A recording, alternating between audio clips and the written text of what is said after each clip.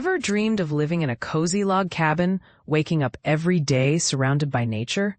Let me tell you, this picture-perfect fantasy comes with a few wild surprises.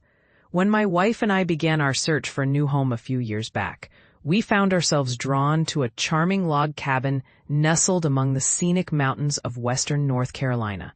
From the outside, it was utterly enchanting, crafted from reclaimed wood with a deep sense of history. Every wall was a tale in itself, covered with rugged chips, scuffed corners, pockmarks, and knots as big as your fist. If you looked closely, you'd see the beams bending and swerving as if each log had its own story to tell. Step inside, and the first thing that grabs your attention is a majestic stone fireplace stretching right up through the ceiling, a natural centerpiece for chilly mountain evenings. Beyond the walls, the cabin boasted a wide, inviting porch ideal for morning coffee, or simply soaking in the peaceful view of a grassy meadow and the soft burble of a nearby creek. And here's something that caught us off guard. Whenever the rain began to fall, the scent of the aged wood became so rich and earthy, it seemed to fill every corner of the house. But here's where it gets controversial.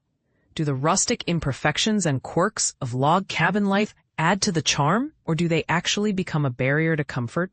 From raccoons wandering into the kitchen to insects making themselves at home in the nooks and crannies, living in a log cabin isn't just about picturesque scenery. It's about daily encounters with the wild.